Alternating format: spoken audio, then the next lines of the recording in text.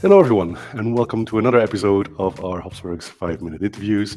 My name is Rick, and very happy to have you here. And today, on the other side of this Google meeting, I have a wonderful guest that I normally speak to in Dutch, but today we're going to do this in English for our audience. And that guest is Nelleke Groen.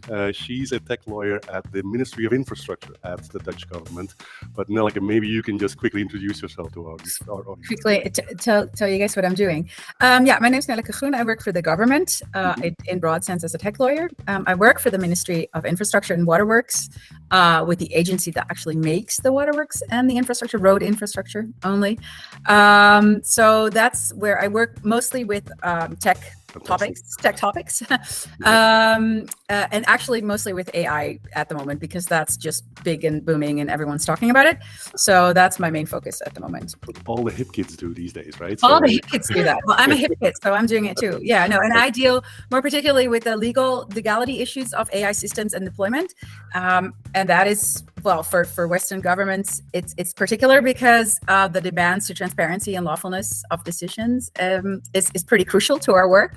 So that requires some special attention in deploying AI systems, and we're still looking at what that actually means because transparency, as well, you obviously all know, can be quite an issue in AI and using AI. So absolutely, fantastic topic, and great to have you here. The Ministry of Water and Infrastructure, it always speaks to the imagination in a country that's mostly underwater, right? So we would be mostly underwater if we weren't there. Yeah. But could you explain a little bit more about what it is that you actually do with AI? You talked about explainability and those types of topics, but maybe you can explain that a little bit more, because to be honest, it's one of the main reasons why I wanted to have you on this recording, because these types of topics are starting to become more and more important for all of our clients. So could you please elaborate on that? Yeah.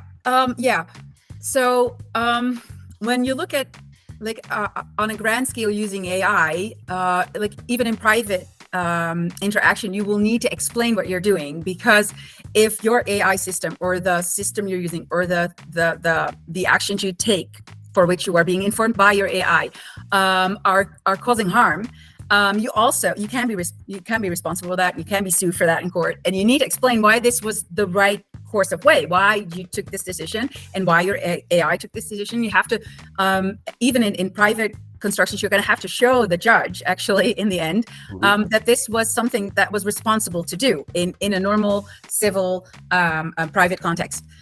Now, for governments, this is even more important because we have, I would say, a higher threshold, but that's not really just the case. It's a different context. We, as a government, work because we are given the power by the people to make it a big thing. And we also have to explain what we do with that power, and that is equitable, that nobody's being discriminated, that we do not. That what we do is compliant with what our politicians say, because that's the people, that's like the final word. And because we have to explain that all the time, even when people are making decisions, we also have to look at how AI comes to a decision or comes to a course of action, and explain why that was the responsible, but then not just in civil society kind of way, but in governmental terms, that was the responsible way to go about. And actually, I've been looking at that before I was moving into this big AI hype, when looking at algorithms, because algorithms is really, especially in the traditional type of way, it's really just a way of a means of making a decision. And you give the computer some rules. You can make it as complicated as you can, but you can make this rule, you can bracket it down in actual decision points again. And for me as a lawyer, I say, well, that's pretty easy, because these decision points are the underlying motivation or story of your decision. And that can be good or bad, but at least it's explainable to a judge. So we're going to have to find out how we call that in a legal matter. Now, with machine learning AI, that's a lot more difficult or a lot different.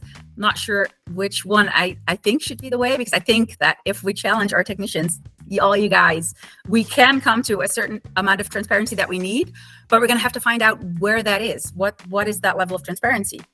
Absolutely. Is this a field that you have always been interested in, or why did it attract you to? Why am I here? Well, Yeah. actually, before I was studying, when I was young, this is the 90s. Okay, I'm a 90s kid. I was a teen then. Internet came up. My dad had an old computer. I said, cool, this I want to do. So, but there was nothing. So we had to build all of that ourselves. So I started doing that and I found it very interesting. So I started programming a little bit, and then I studied law, and then that kind of existed together. And then I had kids and I had no time left. I had work and kids, and then I left the programming thing and the tech thing to what it was. I kept on gaming, but I left it at that. And even that, when you have more kids, there's no time. So, but it's always attracted me. But I've also always been a human rights activist. I've always worked in governmental and NGO contexts. So human rights have always been on the forefront in my work and my life. When I got back to doing a little bit more with that, I came into the privacy field, and you saw a change in what privacy was because of this upscaling of technology, because of smartphone. Well, we all know that. So when I entered back into the privacy field, this also immediately launched a lot of thinking about data, about algorithms, about AI, about transparency, about what is responsible working with personal data. This was around a little bit before the GDPR was accepted. Yep. and came into power. So I came back into the privacy field with the GDPR fresh off the press, and I was like, okay, well, let's go and see what we can do with this. So I've been working in that for a few years, and now since about 2 years, I kind of left the privacy field, which is very interesting, and I still, but I'm focusing mainly on AI now and algorithms. Well, I can clearly see that it's like the junction of technology and like public interest, right? It's that's where you seem to be most active, and there's a lot of interest from governments who are playing into this field, right? I mean, the EU AI Act is probably no stranger to you, and nope.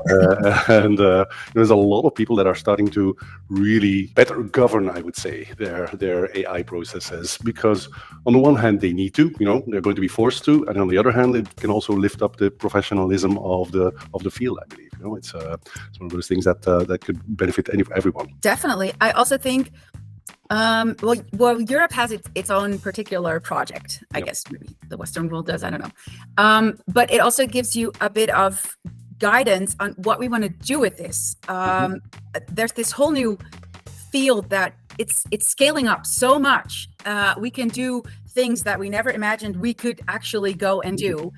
But that changes our world. It changes how our children are perceiving the world. It changes how we go around, because we're constantly monitored. I mean, even if we don't want it, we are carrying this smartphone. We are constantly monitored. Question is by whom? And I mean, we can discuss about this, and I don't want to go into that. But what I mean is that changes the way that we live. It changes also the expectations that you have of the government, that you might have of your school, of your family, of your political party, of everyone, of each other. Yeah.